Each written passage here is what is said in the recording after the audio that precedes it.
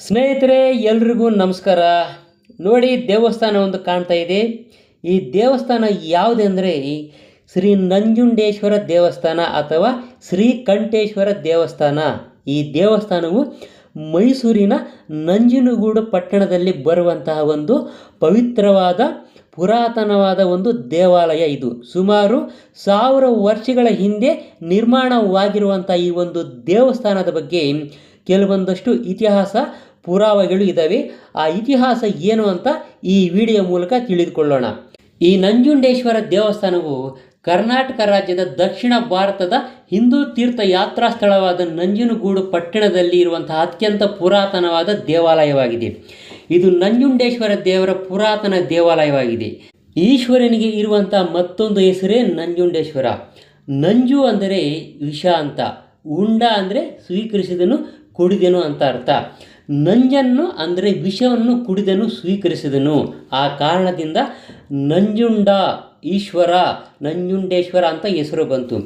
ಈ ದೇವಸ್ಥಾನವು ಕಾವೇರಿಯ ಉಪನದಿಯಾದಂಥ ಕಪಿಲ ನದಿಯ ಬಲದಂಡೆಯಲ್ಲಿದೆ. ನಂಜನಗೂಡು ದಕ್ಷಿಣ ಪ್ರಯಾಗ ಅಥವಾ ದಕ್ಷಿಣದ ಪ್ರಯಾಗ ಎಂದು ಸಹ ಕರೆಯಲ್ಪಡುತ್ತದೆ. ಸುಮಾರು 52,000 ಚದರ ಅಡಿ ವಿಸ್ತೀರ್ಣದ ಆಚ್ಛಾದಿತ ಪ್ರದೇಶದ ದೃಷ್ಟಿಯಿಂದ ರಾಜ್ಯದಲ್ಲೇ ಪ್ರಥಮ ಸ್ಥಾನವನ್ನು ಪಡೆದಿರುವ ಈ ದೇವಾಲಯದ ಉದ್ದ 380 ಅಡಿ ಮತ್ತು ಅಗಲ 168 ಅಡಿ. 146ಕ್ಕೂ ಹೆಚ್ಚು ಕಂಬಗಳು ಈ ಆಲಯಕ್ಕೆ ಆಧಾರವಾಗಿ ನಿಂತಿವೆ. ಹೀಗೆ ಬೃಹತ್ ಮತ್ತು ಮಹತ್ ಎರಡೂ ದೃಷ್ಟಿಯಿಂದಲೂ ವಿಶೇಷವಾಗಿರುವ ಈ ನಂಜನಗೂಡು ದೇವಸ್ಥಾನ ನಂಜನಗೂಡು ಪಟ್ಟಣದ ಜೀವನಾಡಿಯಾಗಿದೆ. ಪುರಾಣಗಳ ಪ್ರಕಾರ ಸಮುದ್ರ ಮಂಥನ ಸಮಯದಲ್ಲಿ ದೇವತೆಗಳು ಮತ್ತು ರಾಕ್ಷಸರು ಮಂಥನ ಮಾಡಿದಾಗ ಮೊದಲು ಬಂದಿದ್ದೇ ಹಾಲಾಹಲ ಅಂದರೆ ವಿಷ. ಇದರ ತಾಪವನ್ನು ತಾಳಲಾರದೆ ಸೃಷ್ಟಿ ನಾಶವಾಗುತ್ತಿದ್ದಾಗ ಆ ಹಾಲಾಹಲವನ್ನು ಈಶ್ವರನು ಕುಡಿದು ಸೃಷ್ಟಿಯನ್ನು ರಕ್ಷಿಸುತ್ತಾನೆ. ಹೀಗೆ ನಂಜು ಅಂದರೆ ವಿಷವನ್ನು ಉಂಡ ಶಿವನಿಗೆ ನಂಜುಂಡ ಅಂತಲೂ, ನಂಜಾಗಿದ್ದಂಥ ಕಂಠಕ್ಕೆ ಶ್ರೀಕಂಠವೆಂದು ಹೆಸರು ಬಂತು. ಈ ದೇವಸ್ಥಾನದಲ್ಲಿರುವ ಲಿಂಗಕ್ಕೆ ನಂಜುಂಡೇಶ್ವರ ಅಥವಾ ಶ್ರೀಕಂಠೇಶ್ವರ ಎಂದು ಕರೆಯುತ್ತಾರೆ. ಸ್ಥಳ ಪುರಾಣವು ಹೇಳುವಂತೆ ಸ್ವಯಂ ಉದ್ಭವವಾದ ಚತುರ್ಯುಗದ ಮೂರ್ತಿ ಎಂದು ಹೇಳುತ್ತದೆ. ಕೈಲಾಸದ ಶಿಖರ ಭಾಗ ಇಲ್ಲಿ ಬಿದ್ದು ಲಿಂಗವಾಯಿತೆಂದು ಹೇಳಲಾಗುತ್ತಿದೆ. ವಿಷಂಪ್ರಾಜಿ ಸೊಪ್ಪಿನ ಮೇಳೆಯ ನಡುವೆ ಹುದುಗಿ ಹೋಗಿದ್ದ ಲಿಂಗವನ್ನು ಪತ್ತೆ ಹಚ್ಚಿದ ಪರಶುರಾಮ ಇಲ್ಲಿಗೆ ಬಂದು ತಪಸ್ಸನ್ನು ಮಾಡುವುದರ ಮೂಲಕ ತನ್ನ ಪಾಪವನ್ನು ಕಳೆದುಕೊಂಡನು ಎಂದು ಹೇಳಲಾಗುತ್ತದೆ. ಸತಿ ಅಹಲ್ಯೆಯನ್ನು ಶಪಿಸಿ ಇಲ್ಲಿಗೆ ಬಂದ ಗೌತಮ ಮಹರ್ಷಿಯು ಈ ಲಿಂಗದ ಆರಾಧನೆಯಿಂದಲೇ ಮನಸ್ಸು ಸಮಾಧಾನವಾಗಿ ಲಿಂಗಕ್ಕೆ ಆಲಯವನ್ನು ಕಟ್ಟಿಸಿ ರಥೋತ್ಸವ ಏರ್ಪಡಿಸಿದನೆಂದು ಸ್ಥಳ ಪುರಾಣ ಹೇಳುತ್ತೆ. ಈಶ್ವರನ ಮುಕುಟದಿಂದ ರತ್ನಮಣಿ ಎಂದು ಜಾರಿ ಬಿದ್ದ ಜಾಗವು ಮಣಿಕರ್ಣಿಕ ತೀರ್ಥವಾಯಿತು. ವೃಶ್ಚಿಕ ಮಾಸದಲ್ಲಿ ಎಲ್ಲ ಪುಣ್ಯ ತೀರ್ಥಗಳು ಕಪಿಲೆಯಲ್ಲಿ ಸೇರುವುದರಿಂದ ಈ ಸಮಯದಲ್ಲಿ ಇಲ್ಲಿ ಸ್ನಾನ ಮಾಡುವುದರಿಂದ ಸಕಲ ತೀರ್ಥಕ್ಷೇತ್ರಗಳಲ್ಲಿ ಸ್ನಾನ ಮಾಡಿದಂಥ ಪುಣ್ಯ ಫಲ ಸಿಗುತ್ತದೆ ಎಂದು ಪುರಾಣ ಹೇಳುತ್ತದೆ. ಈ ದೇವಾಲಯದ ನಿರ್ಮಾಣ ಮತ್ತು ವಾಸ್ತುಶಿಲ್ಪ ಯಾವ ರೀತಿ ಇದೆ ಅಂತ ತಿಳಿದುಕೊಳ್ಳೋಣ.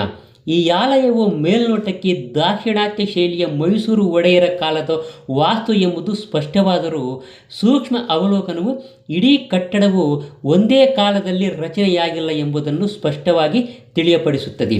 9ನೇ ಶತಮಾನದಿಂದ 20ನೇ ಶತಮಾನದವರೆಗೂ ಈ ಆಲಯವು ರಚನೆ, ಪುನರ್ರಚನೆ, ಸೇರ್ಪಡೆಗಳ ಮೂಲಕ ವಿಸ್ತಾರವಾಗುತ್ತಾ ಬಂದಿರುವುದನ್ನು ಇಲ್ಲಿಯ ಶಾಸನ ಮತ್ತು ಇತರೆ ಆಧಾರಗಳಿಂದ ತಿಳಿಯಬಹುದು. ದೇವಾಲಯದ ಮೊದಲ ಉಲ್ಲೇಖವು 10ನೇ ಶತಮಾನದಲ್ಲಿದೆ. ಇದನ್ನು ಗಂಗರ ಆಳ್ವಿಕೆಯಲ್ಲಿ ನಿರ್ಮಿಸಲಾಗಿದೆ ಎಂದು ನಂಬಲಾಗಿದೆ. ಮೂಲ ಗರ್ಭಗುಡಿ ಮತ್ತು ಸುಖನಾಸಿಗಳು ಗಂಗರ ಕಾಲದ ರಚನೆಯಾಗಿದೆ. ಚೋಳರ ಕಾಲದಲ್ಲಿ ಹಲವಾರು ದತ್ತಿಗಳನ್ನು ಮತ್ತು ಸುಧಾರಣೆಗಳನ್ನು ಕಂಡಿದೆ. ಚೋಳರ ವಾಸ್ತುಶೈಲಿಯನ್ನು ಆಲಯದ ಮೂಲ ನಿರ್ಮಾಣಗಳಲ್ಲಿ ಗುರುತಿಸಬಹುದು. ತದನಂತರ ಈ ಪ್ರದೇಶವನ್ನು ವಶಪಡಿಸಿಕೊಂಡಂಥ ಹೊಯ್ಸಳರು ದೇವಾಲಯವನ್ನು ಇನ್ನಷ್ಟು ವಿಸ್ತರಿಸಿದರು. ಈ ಕಾಲದಲ್ಲಿ ನವರಂಗ ರೂಪುಗೊಂಡಿದೆ.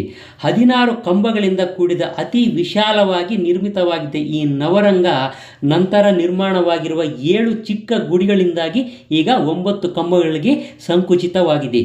ಒಳ ಮಹಾದ್ವಾರದ ಮುಂದಿರುವಂತಹ ನಾಟ್ಯ ಗಣಪತಿಯ ವಿಗ್ರಹದಲ್ಲೂ ಕೂಡ ಹೊಯ್ಸಳರ ಶೈಲಿ ಕಂಡುಬರುತ್ತದೆ. ಒಳಗಿರುವಂತಹ ಮಹಾದ್ವಾರ, ರಾಜಗೋಪುರ, ಬಲಿಪೀಠ, ಧ್ವಜಸ್ತಂಭ, ಸ್ವಪ್ನ ಗಣಪತಿ, ದಕ್ಷಿಣಾಮೂರ್ತಿ, ಸೂರ್ಯನಾರಾಯಣ, ಪಾರ್ವತಿಯ ವಿಗ್ರಹ ಮತ್ತು ನಾರಾಯಣ ಸ್ವಾಮಿ ಗುಡಿ, ಶ್ರೀದೇವಿ ಮತ್ತು ಭೂದೇವಿ ವಿಗ್ರಹ, ಆಲಯದ ಮುಂದಿರುವ ಕಲ್ಯಾಣಿ ಇವೆಲ್ಲವೂ ಸಹ ವಿಜಯನಗರದ ಆರಂಭ ಕಾಲದ ರಚನೆಗಳಾಗಿವೆ. ಬಲಿಪೀಠದ ಮೇಲೆ 1432ರ ಶಾಸನವು ದಾಖಲಾಗಿದೆ. 17 ಮತ್ತು 18ನೇ ಶತಮಾನದಲ್ಲಿ ಮೈಸೂರು ಒಡೆಯರ ವಂಶಸ್ಥರು ಇದನ್ನು ಇನ್ನಷ್ಟು ಅಭಿವೃದ್ಧಿಪಡಿಸಿದರು. ನಂಜುಂಡೇಶ್ವರನ ಆರಾಧಕರಾದಂಥ ಇವರ ಕೊಡುಗೆಯು ದಾಖಲೆಯು 1644ರಲ್ಲಿ ದೊರೆಯುತ್ತದೆ. ಚಾಮರಾಜ ಒಡೆಯರ ಪುತ್ರರಾದಂಥ ರಾಜ ಒಡೆಯರ್ ದಾಯಾದಿ ದಳವಾಯಿ ವಿಕ್ರಮರಾಯನು ನಿರ್ಮಿಸಿದ್ದ ದೊಡ್ಡದಾದ ಬಸವನ ವಿಗ್ರಹದೊಂದಿಗೆ ಮುಂದೆ ಹೊರಪ್ರಾಕಾರ ಹಾಗೂ ಬಸವನ ಕಟ್ಟೆಯನ್ನು ನಿರ್ಮಿಸಿ ವಿಶಾಲಗೊಳಿಸಿದವನು ಕಳಲೆ ನೆಂಜರಾಜನು. 9 ಅಂತಸ್ತಿನ 120 ಅಡಿ ಎತ್ತರದ ದೇವಾಲಯದ ಗೋಪುರ ಮತ್ತು ಅದರ ವಿಸ್ತಾರವಾದ ಹೊರಭಾಗವನ್ನು ಮೈಸೂರು ರಾಜ 3ನೇ ಕೃಷ್ಣರಾಜ ಒಡೆಯರ್ ಅವರ ರಾಣಿಯಾದಂಥ ದೇವರಾಜಮ್ಮಣ್ಣಿ ಅವರು ನಿರ್ಮಿಸಿದ್ದಾರೆ. ಶಿವಪುರಾಣದಲ್ಲಿ ನಂಜನಗೂಡನ್ನು ಶ್ರೀ ಗರಲಪುರಿ ಎಂದು ಉಲ್ಲೇಖಿಸಲಾಗಿದೆ. ಪೌರಾಣಿಕ ಪವಿತ್ರ ಸ್ಥಳವು ದಕ್ಷಿಣ ಭಾರತದಲ್ಲಿ ಶಿವನ ವಾಸಸ್ಥಾನವಾಗಿದೆ ಎಂದು ಹೇಳಲಾಗುತ್ತದೆ. ಇದನ್ನೇ ದಕ್ಷಿಣ ಕಾಶಿ ಎಂದು ಸಹ ಕರೆಯುತ್ತಾರೆ. ತನ್ನ ಭಕ್ತರಾದ ದೇವತೆಗಳು ಮತ್ತು ನಾರದ ಮಹರ್ಷಿಗಳ ಮನವಿಗೆ ಶಿವನು ಕಾಣಿಸಿಕೊಂಡನು. ಕೇಶಿ ಎಂಬ ರಾಕ್ಷಸನು ಬ್ರಹ್ಮ ಮತ್ತು ವಿಷ್ಣು ದೇವರಿಂದ ವರವನ್ನು ಪಡೆದಿರುತ್ತಾನೆ. ಬ್ರಹ್ಮ ಮತ್ತು ವಿಷ್ಣು ಅವರಿಂದಲೂ ಕೂಡ ಆ ಕೇಶಿಯ ರಾಕ್ಷಸನನ್ನು ಕೊಲ್ಲಲು ಸಾಧ್ಯವಿಲ್ಲವೆಂಬಂತೆ ವರವನ್ನು ಪಡೆದಿರುತ್ತಾನೆ. ಈ ವರದಿಂದ ಆ ಕೇಶಿಯ ರಾಕ್ಷಸನು ಅಮರನಂತೆ ಚಿರಂಜೀವಿಯಾಗಿರುತ್ತೇನೆಂದು ಭಾವಿಸಿದನು ಮತ್ತು ಜನಸಾಮಾನ್ಯರು, ದೇವತೆಗಳು, ಋಷಿಗಳನ್ನು ತೊಂದರೆಗೆ ಒಳಪಡಿಸಿ ಮಾಡಬಾರದ ಪಾಪದ ಕೃತ್ಯಗಳನ್ನು ಮಾಡುತ್ತಿದ್ದನು. ಅಂತಿಮವಾಗಿ ನಾರದ ಮಹರ್ಷಿಗಳು ದೇವತೆಗಳೆಲ್ಲರೂ ಹೋಗಿ ಅವರೆಲ್ಲರನ್ನು ರಕ್ಷಿಸುವಂತೆ ಶಿವನನ್ನು ಬೇಡಿಕೊಳ್ಳುತ್ತಾರೆ. ಭಗವಾನ್ ಈಶ್ವರನು ಗರಲಪುರಿ ಕ್ಷೇತ್ರದಲ್ಲಿ ಅಂದರೆ ನಂಜನಗೂಡಿನಲ್ಲಿ ಕಾಣಿಸಿಕೊಂಡು ಕೇಶಿ ಎಂಬ ರಾಕ್ಷಸನನ್ನು ಕೊಂದನು. ನಂತರ ಈಶ್ವರನು ತನ್ನ ಅಂಶಕ್ಕೆ ಭರವಸೆ ನೀಡಿದನು. ತನ್ನ ದೈವಿಕ ಆತ್ಮದ ಒಂದು ಭಾಗವು ಯಾವಾಗಲೂ ಇಲ್ಲೇ ಉಳಿಯುತ್ತದೆ ಮತ್ತು ಮಾನವೀಯತೆಯನ್ನು ಆಶೀರ್ವದಿಸುತ್ತದೆ. ಈ ಸ್ಥಳವು ಪಾಪ ವಿನಾಶಿನಿ, ಪಾಪಗಳನ್ನು ಹೋಗಲಾಡಿಸುತ್ತದೆ ಎಂದು ಶಿವನು ಭರವಸೆ ನೀಡಿದನು. ನಂಜನಗೂಡಿನ ಶ್ರೀಕಂಠೇಶ್ವರನನ್ನು ಪ್ರಾರ್ಥಿಸುವ ಪ್ರತಿಯೊಬ್ಬ ಮನುಷ್ಯನು ಕೂಡ ಪವಿತ್ರ ಕಬಿನಿ ನದಿಯಲ್ಲಿ ಸ್ನಾನ ಮಾಡಿದ ನಂತರ ಪಾಪಗಳನ್ನು ತೊಳೆದು ಹಾಕುತ್ತಾನೆ ಮತ್ತು ಭಗವಂತ ಈಶ್ವರನಿಂದ ಆಶೀರ್ವಾದವನ್ನು ಪಡೆಯುತ್ತಾನೆ. ಪರಶುರಾಮನು ತನ್ನ ತಂದೆ ಜಮದಗ್ನಿ ಋಷಿಯ ಆದೇಶದಂತೆ ತನ್ನ ತಾಯಿಯ ಶಿರಚ್ಛೇದನವನ್ನು ಮಾಡಿದ ನಂತರ ಮಾತೃಹತ್ಯ ಪಾಪದಿಂದ ಆ ಪಾಪವನ್ನು ತೊಡೆದು ಹಾಕಲು ಬಯಸಿದನು. ನಾರದ ಮುನಿಗಳ ಸಲಹೆಯಂತೆ ಗರಲಪುರಿ ಅಂದರೆ ನಂಜನಗೂಡನ್ನು ತಲುಪಿ ಶ್ರೀ ನಂಜುಂಡೇಶ್ವರನನ್ನು ಪ್ರಾರ್ಥಿಸುತ್ತಾನೆ. ಭಗವಾನ್ ಈಶ್ವರನು ಪ್ರತ್ಯಕ್ಷನಾಗಿ ಪರಶುರಾಮನಿಗೆ ಮಂಟಪವನ್ನು ನಿರ್ಮಿಸಲು ಮತ್ತು ಶಿವಲಿಂಗಕ್ಕೆ ಪೂಜೆಯನ್ನು ಮಾಡಲು ಸಲಹೆಯನ್ನು ನೀಡುತ್ತಾನೆ. ಪರಶುರಾಮನು ತನ್ನ ಪರಶು ಅಂದರೆ ಗೊಡ್ಡಲಿಯಿಂದ ಪೊದೆಗಳನ್ನು ತೆರವುಗೊಳಿಸುತ್ತಿರುವಾಗ ಅರಿವಿಲ್ಲದೆ ಪರಶುರಾಮನ ಗೊಡ್ಡಲಿಯು ಶಿವಲಿಂಗಕ್ಕೆ ಬಡಿಯುತ್ತೆ. ಅದರಿಂದ ಶಿವಲಿಂಗದ ತುದಿಯಲ್ಲಿ ರಕ್ತಸ್ರಾವ ಪ್ರಾರಂಭವಾಗುತ್ತೆ. ಆಗ ಪರಶುರಾಮನು ತುಂಬ ನೋವಿನಿಂದ ತಾನು ಮತ್ತೊಂದು ಕ್ಷಮಿಸಲಾರದಂತಹ ಪಾಪವನ್ನು ಮಾಡಿದ್ದೇನೆ ಎಂದು ಭಾವಿಸಿ ನನ್ನನ್ನು ಕೊಲ್ಲುವ ಮೂಲಕ ನನ್ನ ಎಲ್ಲ ಪಾಪಗಳಿಂದ ನನ್ನನ್ನು ಮುಕ್ತನಾಗಿಸು ಎಂದು ಹೇಳಿ ತನ್ನನ್ನು ಕೊಲ್ಲಲು ಸಿದ್ಧನಾಗುತ್ತಾನೆ. ಆಗ ಭಗವಾನ್ ಈಶ್ವರನು ಪ್ರತ್ಯಕ್ಷನಾಗಿ ಪರಶುರಾಮನನ್ನು ಆಶೀರ್ವದಿಸುತ್ತಾನೆ ಮತ್ತು ಶಿವಲಿಂಗದ ಮೇಲೆ ಒದ್ದೆಯಾದಂಥ ಮಣ್ಣನ್ನು ಲೇಪಿಸಲು ಹೇಳಿದನು. ಏಕೆಂದರೆ ನಂಜನಗೂಡಿನ ಮಣ್ಣಿನಲ್ಲಿ ಅಪಾರವಾದಂಥ ಗುಣಪಡಿಸುವಂಥ ಒಂದು ಶಕ್ತಿ ಇರುತ್ತದೆ. ನಂತರ ಆ ಮಣ್ಣನ್ನು ಲಿಂಗಕ್ಕೆ ಲೇಪಿಸಿದ ತಕ್ಷಣ ರಕ್ತಸ್ರಾವ ನಿಂತು ಹೋಗುತ್ತೆ. ಈಶ್ವರನು ಪರಶುರಾಮನಿಗೆ ಮಂಟಪವನ್ನು ನಿರ್ಮಿಸಲು ಮತ್ತು ಪರಶುರಾಮನ ತಪಸ್ಸನ್ನು ಮುಂದುವರಿಸಲು ಸಲಹೆ ನೀಡುತ್ತಾನೆ.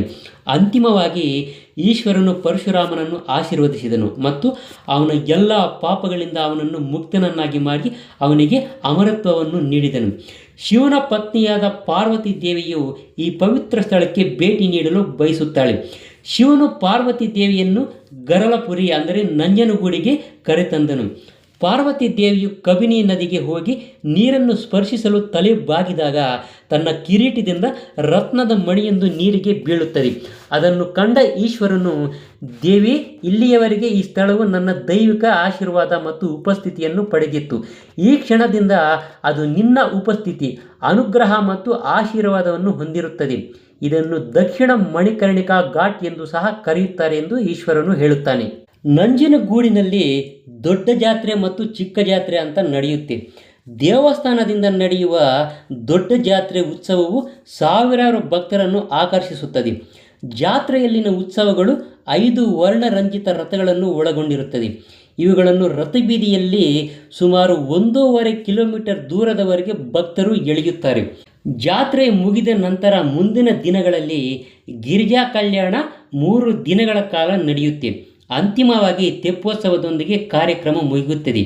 ಇದು ಸಾಮಾನ್ಯವಾಗಿ ಏಪ್ರಿಲ್ ತಿಂಗಳ ಆರಂಭದಲ್ಲಿ ನಡೆಯುತ್ತದೆ.